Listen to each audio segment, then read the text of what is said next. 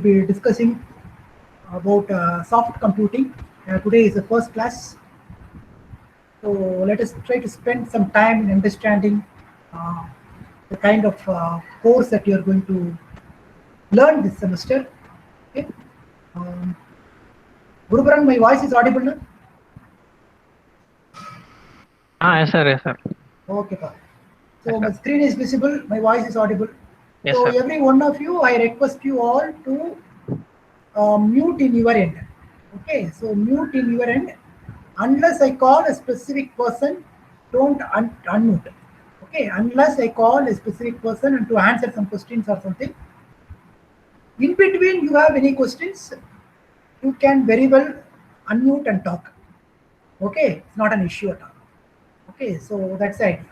So, what is soft computing? So, what is the requirement to learn this subject?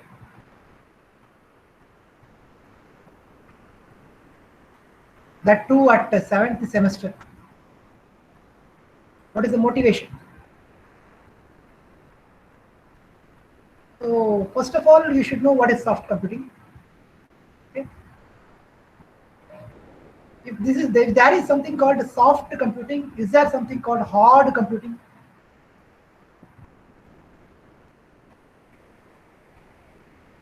Any idea? What is your expectation about the course? I am looking for that expectation of this course. Expectation from this course. What are all the things you would like to learn? What is your general idea about the course? Can few of you talk?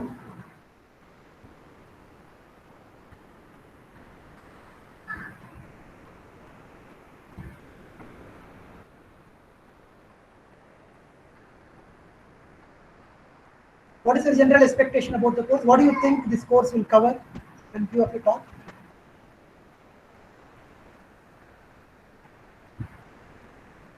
Yeah. Arun Balaji, what is your expectation? To solving problems by approximation instead of direct things. Okay, excellent. Okay, so by solving problems with the uncertain data, okay, that's the key there. We're talking about something like uncertain. Okay, Yes, sir. the approximation you mentioned the term, na? Something related to uncertainty. Okay, something not very clear. You're going to work with it. Okay, that is one idea. Anything else? Rupa Maitri,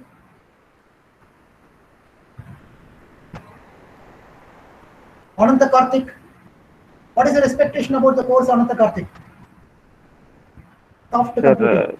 it's something related to fuzzy logic and stuff. அவ்வளவுதான் sir தெரியும். Oh, fuzzy logic. Okay, so you are telling something related to fuzzy logic. I'll add that. Okay, so fuzzy logic. Do you know what is that technology, fuzzy logic? Any idea you have? Sir, it is neither one nor zero in between. Okay, neither one nor zero.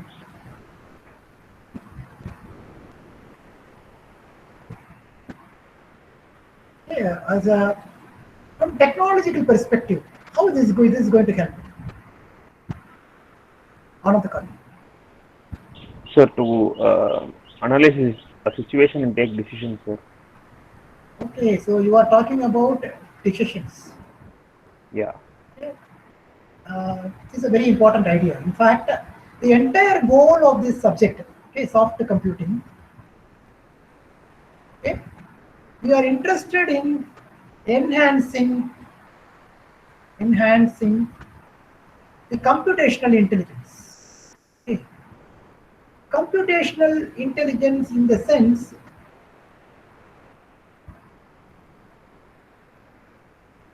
the decision-making powers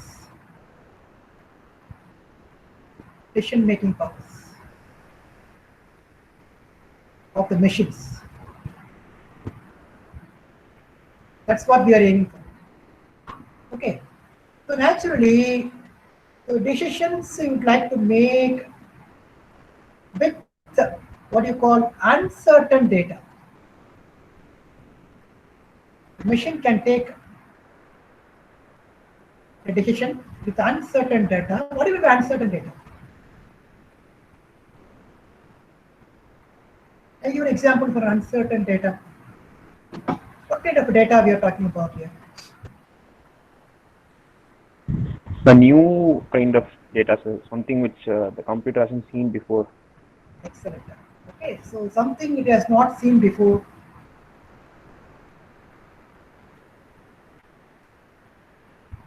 Okay, then apart from that.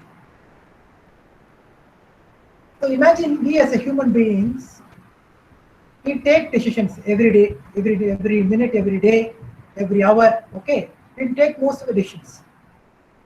But sometimes, if you look at carefully how we are making decisions, quite interesting.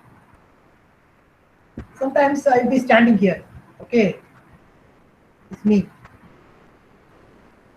In my hindsight, I might have seen somebody coming near to me. In my hindsight, and I might have seen his hair or his voice. These are very limited data. Okay, the complete description of the person is not there. Only limited data we have in hand. But we'll take a decision immediately, okay, and we'll conclude that that person is that person, Ananda Karthik. Immediately we'll conclude. Okay, so with very limited amount of data, we are in a position to take concrete decisions. And most of the times, 99% of time, we are very successful. Very, very successful in taking the decision in the right way. That person is this. We take the decision. But for the past 100 years, people are trying to create machines with this kind of flexibility. And it is not a very successful path. Okay, nowadays people are trying to use some technologies like deep learning and all. Okay, to try to with a limited amount of data, they are trying to predict or trying to take decisions. But still, we are in a very elementary stage. Okay, soft computing means that the data is not very well defined. Okay, hard computing is something concrete data. Okay, you give a concrete data, the machine will perfectly will design. Okay, so you give a system of equation 2x1 plus 3x2 plus 4y equal to 6. Give a system of equation and ask the system to solve. Okay, if we give a system of equation, and if we know the method of how to solve it, and you provide that information to the machine in terms of exact rules to be followed, and the machine will perfectly do the job. No problem at all. Okay, you understand what is hard computing? Hard computing basically when the rules are very well defined. Rules are defined perfectly. Analytically, you can write equations. A sine function will look like this, you know that. Sine omega t, if I keep plugging values for omega and time t, I know how that signal will evolve. It's very deterministic, very clear. Okay, so when you are writing rules for the computer to decide, and the rules are very well defined, and the program algorithm is perfect, then it is not an issue at all for the computer to repetitively do the job again and again and again and again. Absolutely no problem. It can help you in that particular aspect. It is not an issue at all. But when it comes to speech processing, okay, when it comes to image processing, when it comes to identifying the face of a particular person,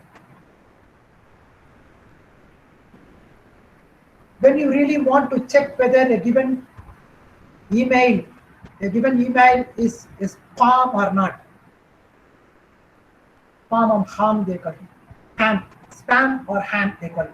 Spam means some mail which you don't want, an advertisement like. Ham is something useful mail. So for this kind of task, okay, you cannot. So why it is called a hard problem? Speech processing, image processing, identifying the face, email, spam. Why it is difficult to write code, conventional code with rules? Why it is difficult to write? Can somebody tell me? Why it is difficult to write a conventional code in the sense rule-based codes? Okay, for identifying the face of a person. Why it will be difficult? Can somebody give answer?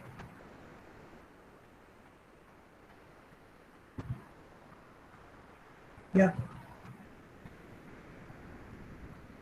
Akash, only join here.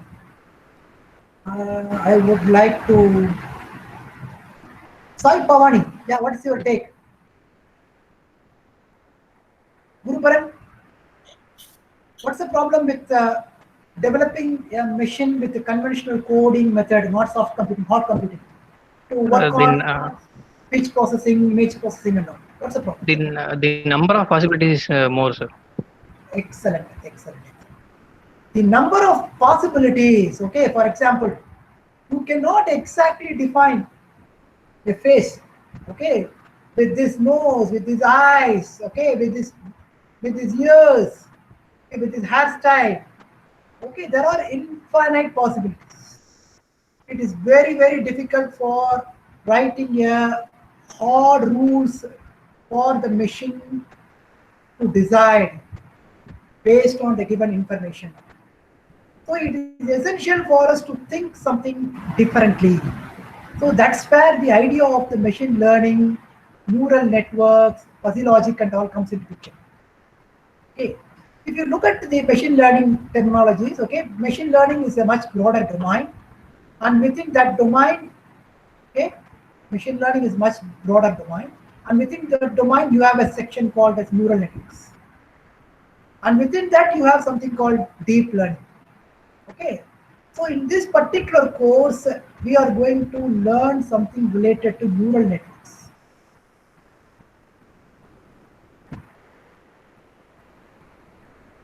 So our focus is on neural networks. So one thing is very clear, we'll be talking about something called neural network and its, particularly we are interested in algorithms. So this course is more oriented towards machine learning based neural network learning. Why do we need to study this at this stage of my career, 7th semester? Can somebody give an answer? Why do I need to study this? Why did I opt for this course? What's the reason behind it? Why it is important? Can somebody answer this?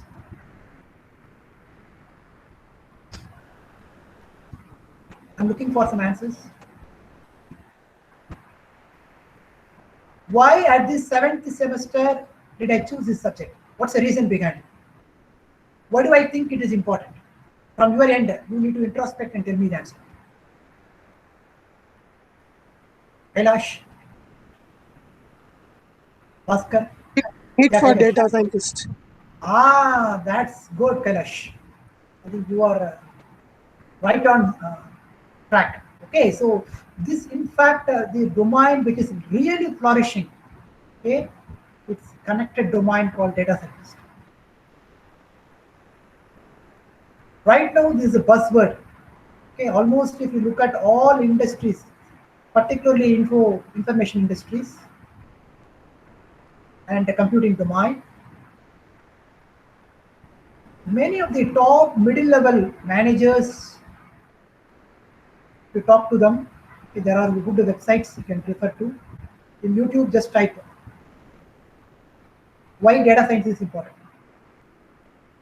You can understand why many of the middle-level managers and they are all very anxious nowadays. They would like to train their workforce, okay, in this domain of ML, data science. ML is not exactly data science, okay?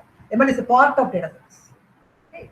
So there are other domains, okay, something related to how we are going to collect data, data scrapping they call it. How do you collect data? How do you generate data?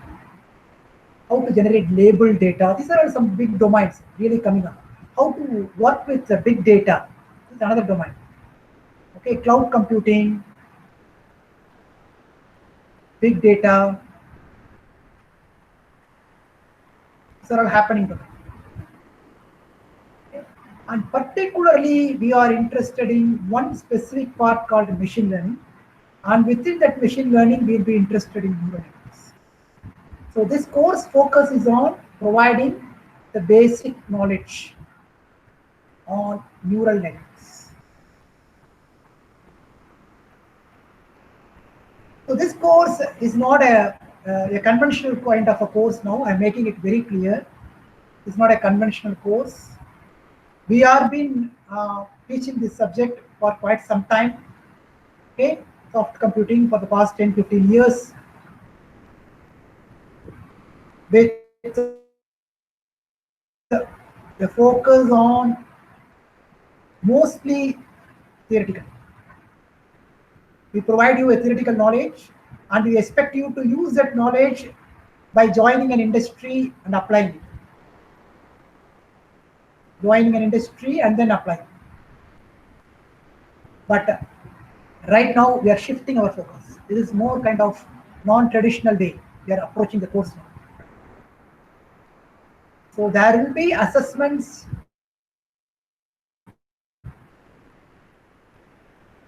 based on some projects that you are going to work, a project that you are going to work. Based on the theoretical knowledge that you are going to gain in the class, you're going to apply it somewhere and you are going to project that you have really learned something and you have applied it for some application for some domains like image processing, speech or something, okay, any data, okay, any database analysis. And you should be in a position to prove that you have understood the ideas. Okay, based on that you will be assessed. So definitely one thing is very clear, something related to programming knowledge, some basic programming stuff is what is required from your end. At the minimal, I am telling you, you need to put at least 4 hours per week to apply your idea in terms of a project. Okay, so it's very essential. So there are tools, okay? There are a lot of tools. I'm giving you completely these tools. Number one, you can employ MATLAB environment. There is a very powerful machine learning toolbox available in MATLAB, and our Shastra University, okay, as we have complete full license to utilize all the toolboxes. So you can type it to mathworks.com and create an account first to use at least online MATLAB. You need not load it in your computer. You can use online MATLAB if at all you are interested in MATLAB. And the most important one that I would like to tell you is the open source softwares that are available.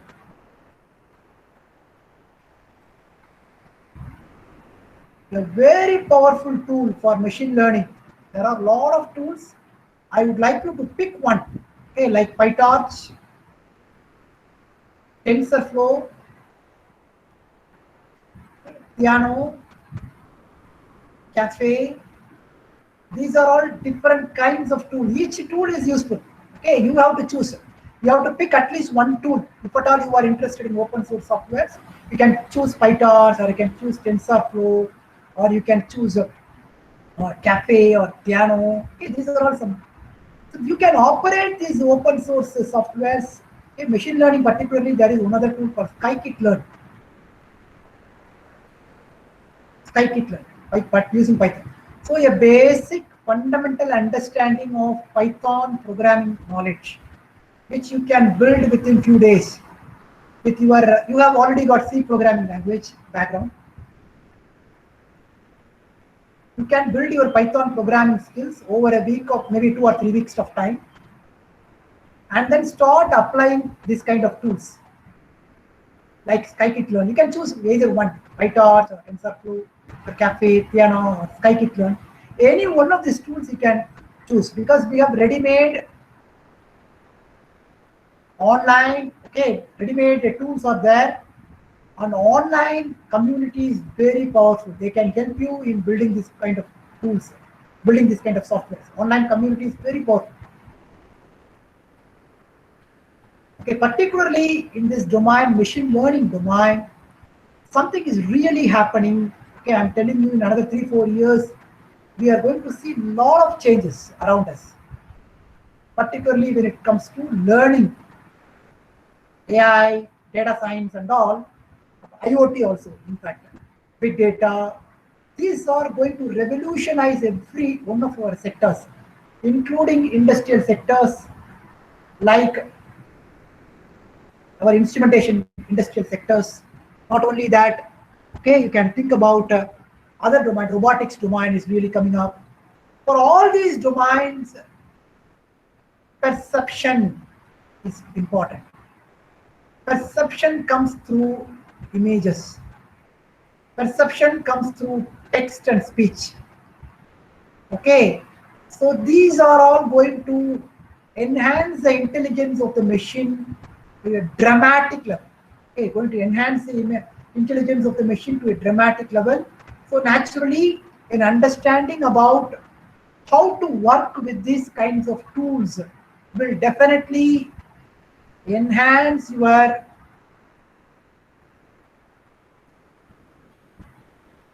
portfolio, okay, and improve your confidence to work with the future technology.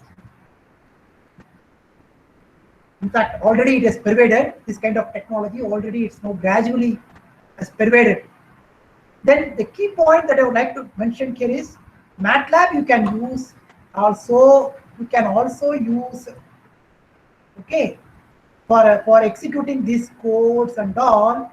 And if you are, if some of you are interested in working with big data also, okay, you require something called facility called graphical processing unit. So this graphical processing unit is little costly. NVIDIA, they are providing it. As you are not in the campus, the question that comes to your mind is, how can I use, under this COVID condition, how can I use all these tools? I'm not in the campus. Now we have a provision called as Google Colab. I'm expecting every one of you to visit this Google Colab today. Okay, you can create your own account. Okay, and if you have Google account, that's sufficient. And there is a Google Colab, you can run your code under the Jupyter Notebook. I'm asking you today to take a look at this particular Google Colab. If you are interested, you can start working. Okay, take a look at Python tools that are available. There are some standard, ready-made Python tutorials, perfect, fantastic tutorials available in the internet. Fantastic Python tutorials. For one tutorial, I'm telling you, Giraffe Academy. You visit this website. You get a 3 hours tutorial, you master Python. Okay, it's such a kind of fantastic tutorial. Okay, but you have to practice. Okay, for coding skills requires practice, but to learn it at this junction, okay, you are at the 7th semester. It's not only it's going to help you to come up with one project which I will be vouching and I'll be signing it, and I'll be writing comments on your report about the quality of the work and the marks that you're going to score. Okay, everything will be recorded. You'll get S grade also, you'll get C or D grade also. If you are going to get an S grade in this work, okay, you can very well project during your interview times, because most of the companies are looking for this kind of technology. And if you are going to score S grade in this particular work with your project with open source softwares or MATLAB, if you are going to work and they are going to give a fantastic presentation on it, imagine, that will definitely enhance your standing in the interview board. I am assuring you that, because every company I know, if I talk to my friends in computer software industry, they are all saying the same thing. They are all saying the same buzzword, data science. So if you can work in this domain and come up with some useful results for another 5 months, 3 months in fact, definitely it's going to enhance your portfolio. Okay, let's keep it in mind. Along with that, one more tool I'm telling you, there is something called GitHub. I don't know how many of you visited this site. You can create your own login and create your account, and it is a very powerful learning community. You can share your results with your friends, and this community will share. You can get different codes for analyze purpose, and you can modify it, and you can study it and use it for your application. All these are possible. Okay, the learning opportunity that's right now happening in this domain, it's phenomenal. Okay, I was, in fact, in the past few months, I started looking at all this. I was so excited that for learning is the best time. We are in this era. It's the best era. In fact, you have to learn something is the best. Particularly a happening domain like data science. It's a wonderful time for you to learn. So don't think that this course will be a tough one. I cannot manage my time. I'm planning for some interviews and all. So this is not really going to help. Don't think like that. I'm telling you, this will add a kind of more like an, you are going to have an edge over others. By properly working on this course for another 3 months, I'm expecting you to spend only 4 hours per week. It is nothing. Okay, you have 169 hours per week. I'm expecting you to put only 4 hours. 4 hours per week, apart from the regular classwork, in 15 weeks of time, the rewards that you are going to get is going to be really huge. So I'm really motivating you, okay, but it is not a false motivation. I'm seeing something is happening in this domain. I'm clearly visualizing what's going to happen in another 3-4 years. Okay, this domain is going to completely change every equation. Okay, everything is going to get changed in the coming years. And learning this kind of technology at the 7th semester, I can understand, though it is little difficult, but the effort is really worthwhile. Really worthwhile. Okay, you can do this at this stage. Okay. So that's what the basic idea. So the assessment is through project. Okay, you are going to work on a project starting from the 4th week, most probably, because I will be introducing the theory part in the initial 4 weeks. From the 4th week, you will start working on the project, and 15 weeks you have time. Okay, and you will come up with one final project, and it will be evaluated. I have given this as a proposal to our management. Okay, I am yet to receive any comments, but I believe that it will be followed. Okay, so the project-based evaluation will be followed for this course. Okay, so be ready for it. Okay, so but the project is going to be the final end semester project is going to carry more weightage. I'm making it very clear. So your grades are dependent on this. Okay, it will be evaluated by a group of members, and therefore, unless you develop really something, create or develop, it will not be easy for you. It will not be an easy cakewalk, that I am telling you, but the learning will be quite interesting, it will be exciting, and the kind of tools that you are going to use, open source or MATLAB, will definitely be an added skill for you in the coming weeks. I will also be delivering few lectures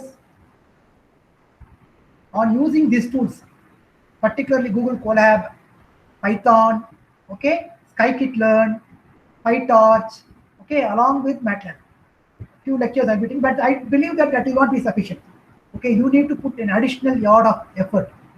Okay, some more effort is required from your end unless you sit with the code and just exercise your brain. Exercise your brain, you will not get any results. Okay, so you need to sit with the code, you need to understand the ideas, the theory part, by putting some additional lot of effort, and then only you will deliver. So far, any questions? Any clarifications required? Yeah. I'm expecting few guys to rise. Kailash, no sir. Immediately you said no. Bhaskar.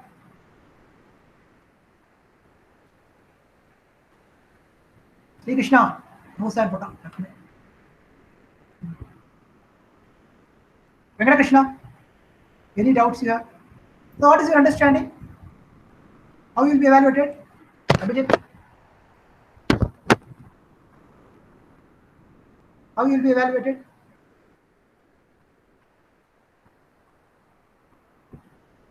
Akash.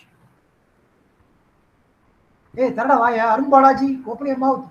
Yes, sir. Through project. Through project. Okay. What are all the tools I've been talking about? MATLAB, TensorFlow, PyTorch. So you need to have some background on any one of these tools. You need not master everything. Okay, take one tool and work on it. Till your final project, completing the final project, you should stick on with one tool. Then only it will be useful. Okay, if you keep learning all the tools, it will not be of no use. Okay, you cannot master anything. You may be a jack of all trades, but master of none. Understand? Okay, so fine. Let us move ahead. So if there are no questions, let us move ahead. So now, see here. So the MATLAB, I am in the MATLAB environment. Just I'm trying to look at this.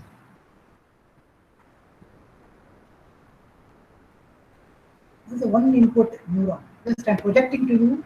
Can you see it clearly, Varun Balaji? Yes, sir. Yeah, what is this? This is a neural network design tool. Okay, if you look at this case, there is an input pattern, okay, and we are giving that pattern to a computing node like this, and it passes through a function, and you are getting some output. Okay, if you look at this, if I manipulate this W, see what's happened. So I'll be using this kind of demonstration tools for you to learn neural networks in a proper way. So look at this bias. If I vary the bias, see what's happened. If I change the function, okay, a hard limiting function, something like that, and if I change the bias, what's happening? Can you see it clearly? The way it's if I manipulate. So if I do something like a sattling function, I use, see what's happening. So it's a very powerful neural network toolbox in MATLAB is very powerful. Okay, you can learn MATLAB, you can learn neural networks as well as you can work with neural networks in a hands-on manner. So look at this, a very simple, excellent example. See, there is a neural network here. Okay, so I'm running this. Go. See what's happening.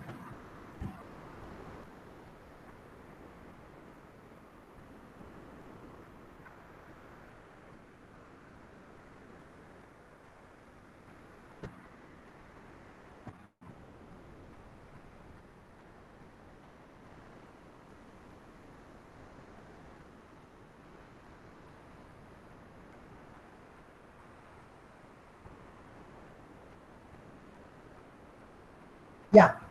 Now, can somebody, by looking at this diagram, okay, just imagine what's really happening, and let me know that after maybe take 2 minutes time, and let me know that what's happening in this.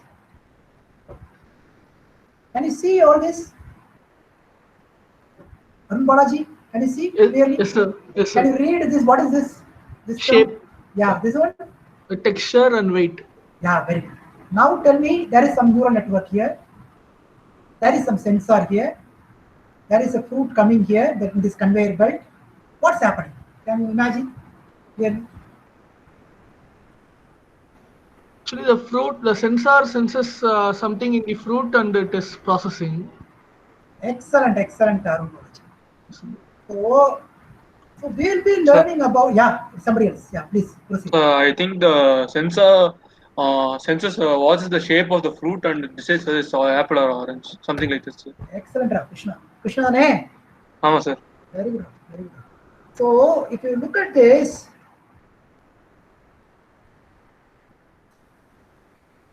there are three terms here. One is shape, another one is texture, another one is weight. So these three factors, na? Texture, shape, another one, what is the third one? Texture, Weight, sir. weight, yeah. Weight. Okay, so what I am interested in, I am interested in classifying whether the incoming object is an apple or an orange. Incoming fruit is an apple or an orange. That's my task.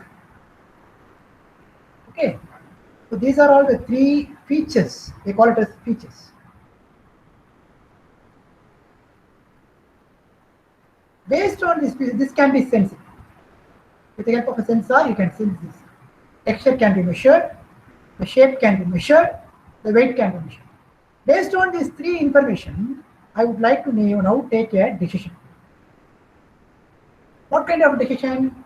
Whether the given object is a orange or an apple. Okay. So now, based on these features, so now how I am going to train my machine?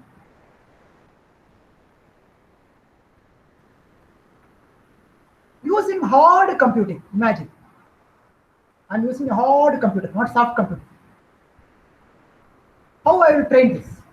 Can somebody help me out?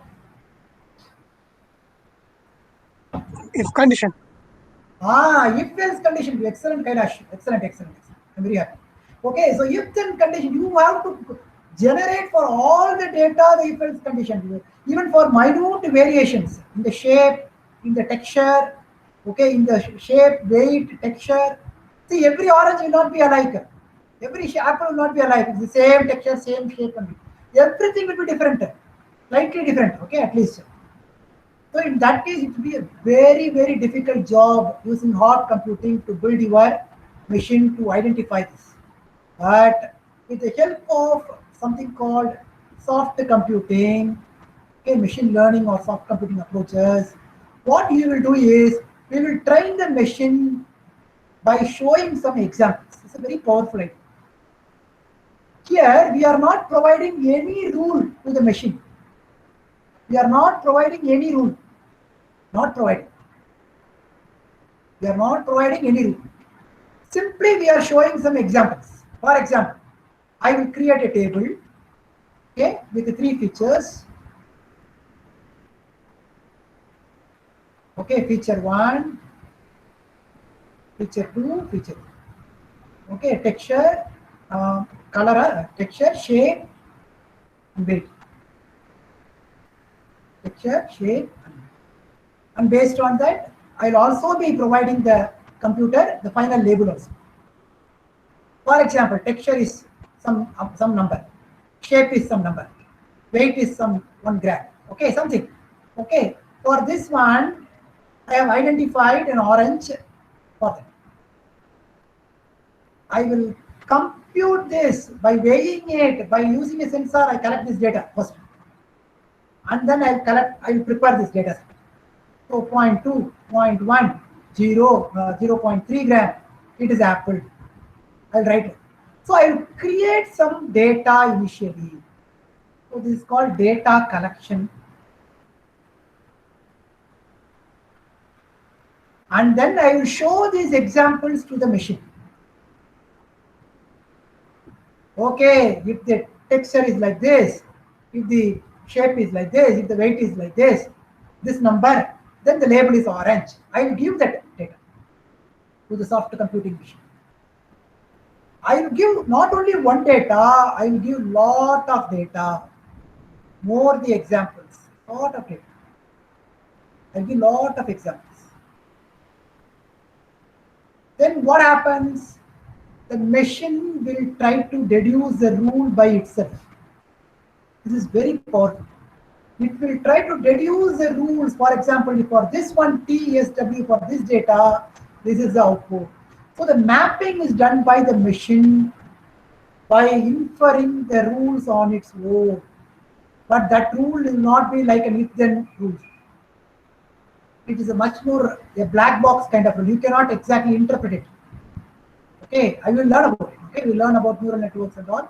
When you are learning, you'll understand how this is happening. But the key point is by giving examples, by providing samples of data to the machine, we are in a position to create the rules. The machine creates the rules by itself, and this is a different computing paradigm. You have to understand that. A different computing paradigm. Okay, there are a lot of problems we are going to learn under this kind of an idea. Okay, particularly we'll be interested in methods like what is linear regression methods. Very powerful predicting tool. We'll be learning about it. The first unit. Prediction, linear regression. Then we'll be learning something called linear classification.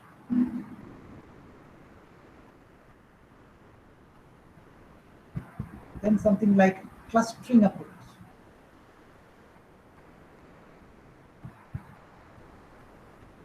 We learn all these under 3 different modes. In fact, there are 3 important learning terminologies, 3 learning approaches.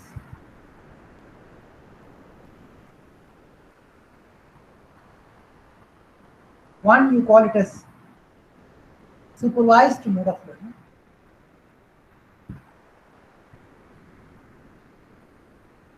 Another one you call it as unsupervised.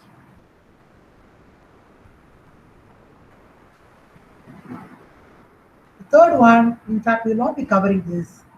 That one you call it as a separate course altogether. It's a reinforcement.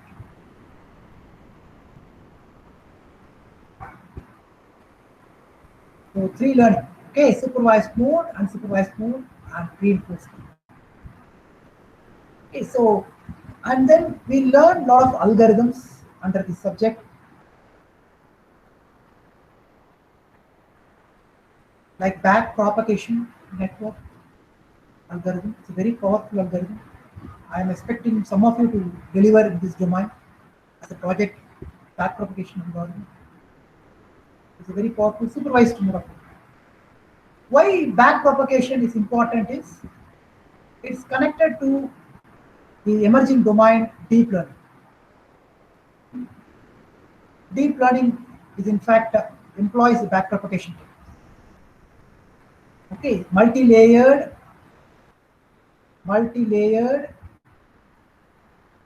feed forward network, they call it.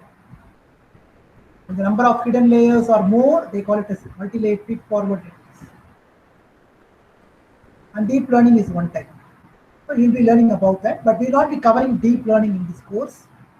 You learn the basics of backpropagation, and you need to extend that idea. If at all you are interested in doing a project on deep learning, you can do that. Okay, there are a lot of deep learning materials, learning materials are there. You can very well learn and you can work out that also. But I'm expecting you to work on a project which you have studied theory in the class, not something completely out of the box. Okay, so if you have not learned it, the theory part in the class, don't go for it. So whatever you learn, it may be fuzzy logic. Okay, you'll be learning about fuzzy logic in this course, or something related to genetic algorithm. These are all the 3 terms you'll be learning. Neural networks.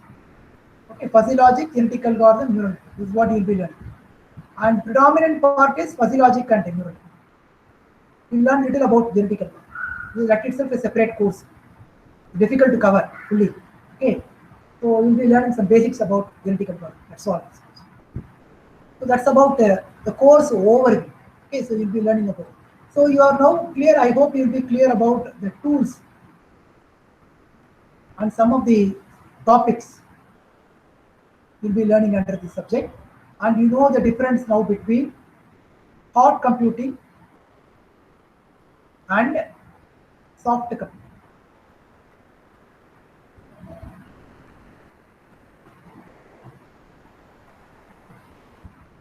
Okay.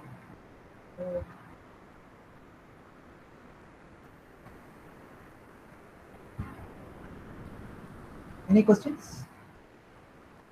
So far?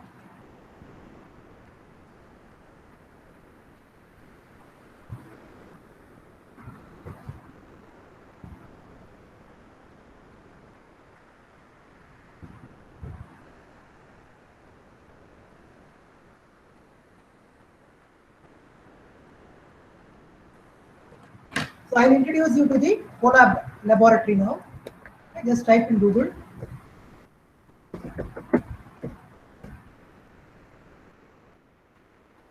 Google Colab.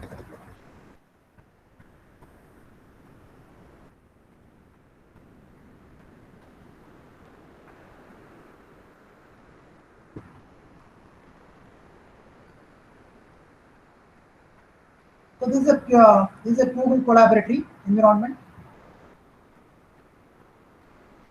It's a kind of a Jupyter notebook. Yeah, you can see the code.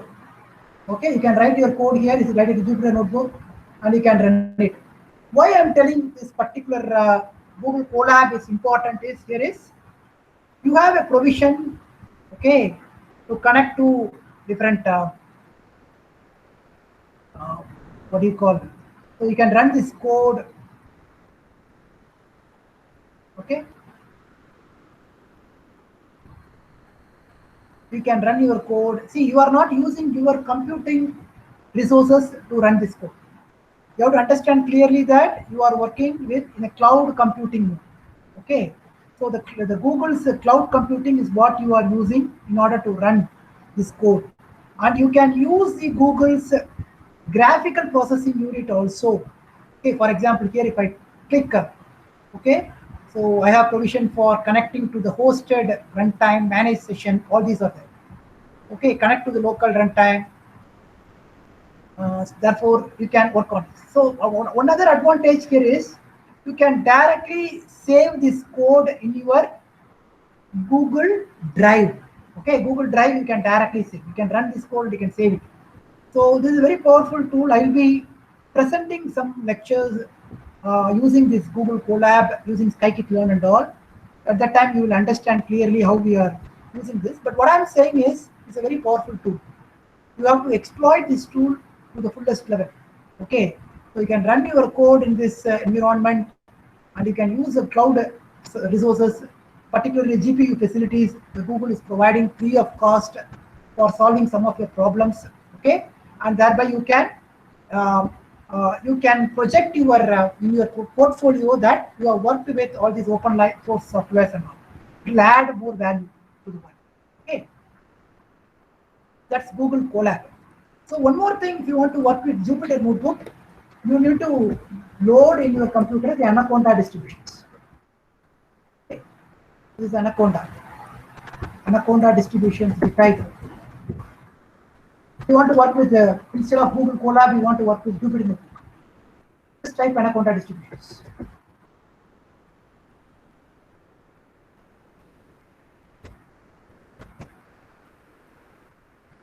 Yeah, you can download. Yeah, it's most popular.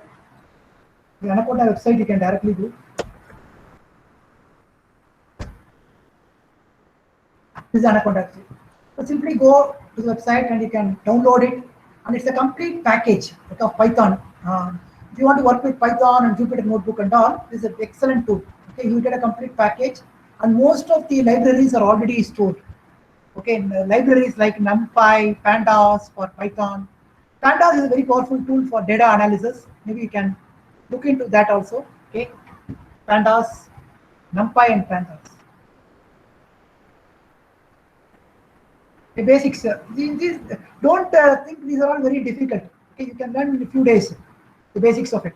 Basics is sufficient to develop one simple project. Okay, you need not. That's why I'm telling 4 hours per week. Okay, 4 hours per week will be sufficient for you to work with one project that you can come up at the end of the day. Okay. One more thing I would like to say here: those who are interested in MATLAB, you need to go visit mathworks.com and register there, and tell that you are from Shastra University. Okay, and we have a complete license for Shastra, and you need to register here and you need to do a course. If at all you are working with MATLAB for your project, then you need to work on something called machine learning on ramp course. You need to complete. This is 2-hour course. You can complete this machine learning on ramp. They provide free of cost this course. Maybe you have to visit the website. Okay.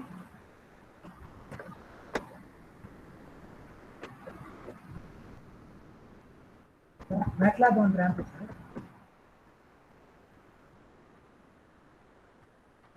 Yeah, there is.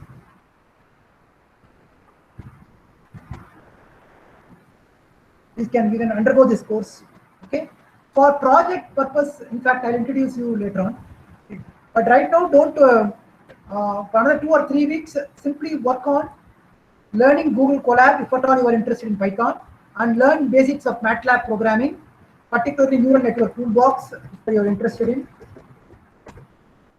Okay, choose your tool based on your interest.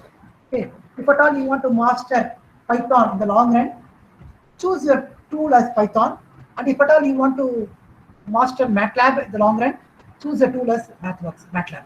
Okay, that's the basic idea. So now with that, maybe I'll wind up today's class. Any clarifications or any doubts? Yeah. What, Rupa Maitreyi, not opening mouth. Any doubts you have? Rupa Maitreyi, Annapurni, Bhaskar, Daniel. Daniel, who is that?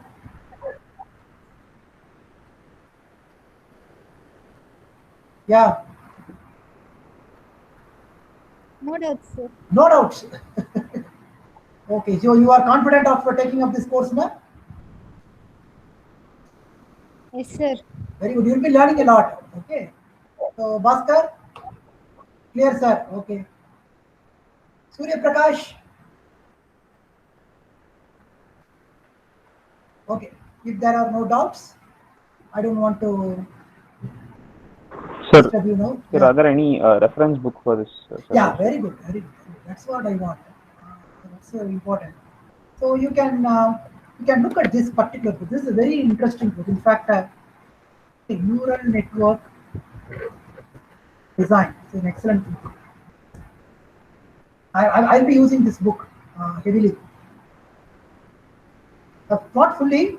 Few portions I'll be using some other books, but this book is good.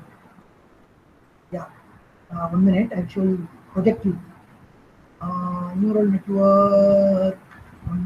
Amazon is there. Yeah.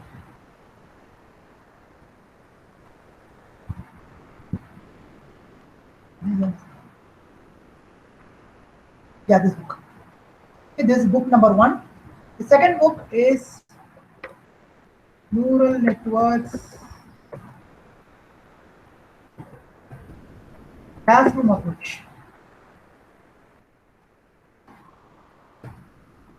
This is an excellent book.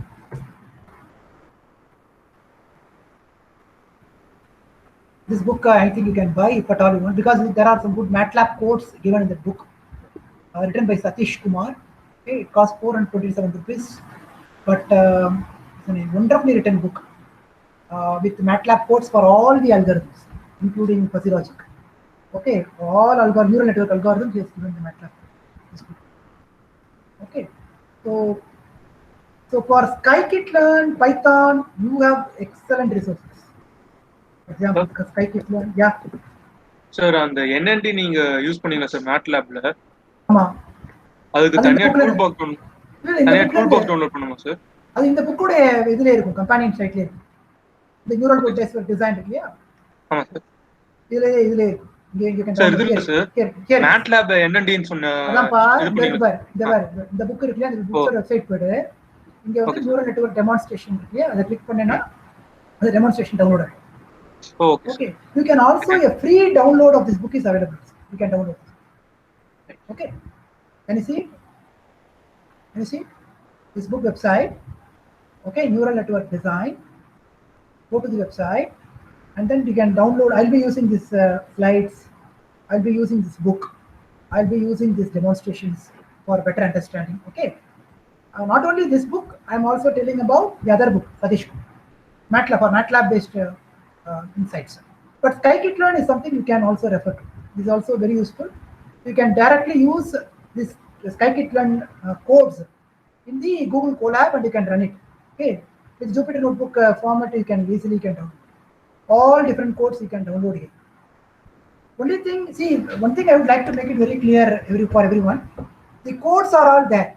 Okay, most of the codes are there. If you go to GitHub, you can easily download many codes. Okay, GitHub I told you now. You can download most of the codes here. But the key point is you have to have a better understanding and you should have some idea about how to collect data and work with the data. So if you can concentrate on this, then you can come up with a good presentation, final project presentation, and that will improve your grades. Okay, all right. With that, I'll stop this. Fine. We'll meet. Any other doubt? Yeah, 1 minute. Oh, this is your site. Yeah. Hagen. Okay, you can't see it. You'll see. I have to share. Chat.